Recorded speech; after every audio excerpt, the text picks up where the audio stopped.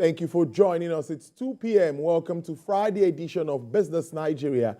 Here are the top stories we're tracking for you at this time. Federal government approves establishment of infrastructure support fund for states to cushion effects of subsidy removal as federal government, states, local governments shares 907 billion naira as June revenue. Global shares subdued after U.S. tech earnings fall down, and now they're on the downside at the moment. Well, on our interview segment today, our first topic would be on the National Economic Council's meeting and resolutions on new minimum wage, cash transfer programs, amongst others, that are expected from the governors as the fallout of that meeting late yesterday. And on the other half of the show, we'll be speaking around the upcoming African Social Impact Summit, put together by Sterling One Foundation in collaboration with United Nations Global Compact Network Nigeria. This will focus on regional inclusive development that will provide an opportunity for the private sector and, of course, impact investors. That's on the other half of the show. Welcome. Let's start with some news-making headlines across the world of business. Now, as part of its measures aimed at cushioning the effects of fuel subsidy removal on Nigerians, President Bola Tinubu has approved the establishment of an infrastructure support fund for the 36 states of the Federation. The approval was disclosed by the Presidential Spokesperson, Mr. Dele Alake, at a monthly meeting of the Federation's Account Allocation Committee, FAAC, in Abuja.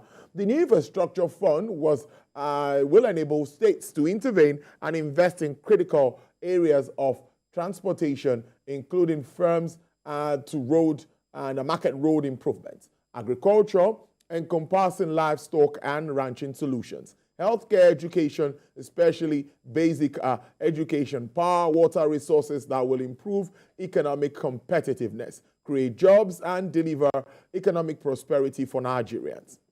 The committee commended President Tinubu for the bold decision to remove petrol subsidy and, more importantly, for providing support to states to cushion the effect of subsidy removal.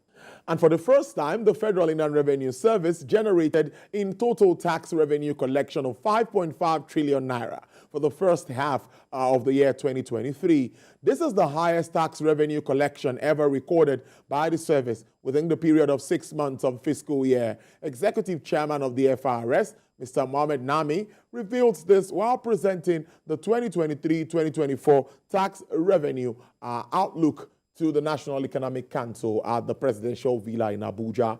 This presentation contains FRS 2023 half-year collection report, which shows that the FRS achieved over 100% of its target for the first half of the year. A breakdown shows that a total of 2.03 trillion naira was collected from the oil sector, while non-oil tax collections stood at 3.76 trillion naira.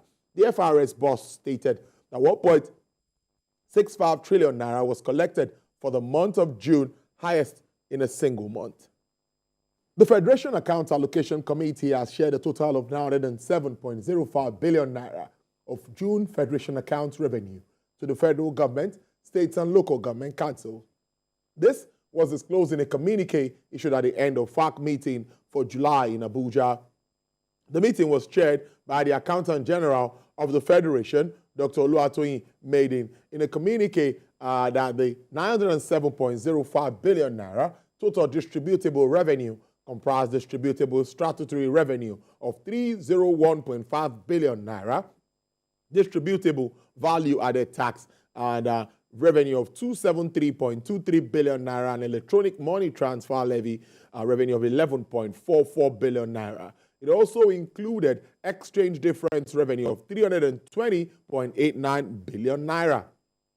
From distributable revenue of 907.05 billion, federal government received 345.5 billion naira, states government received 295.95 billion naira, and local governments got 218.06 billion naira.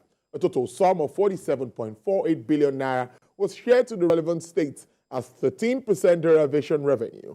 Gross statutory revenue of 1.152 trillion naira was received for the month of June.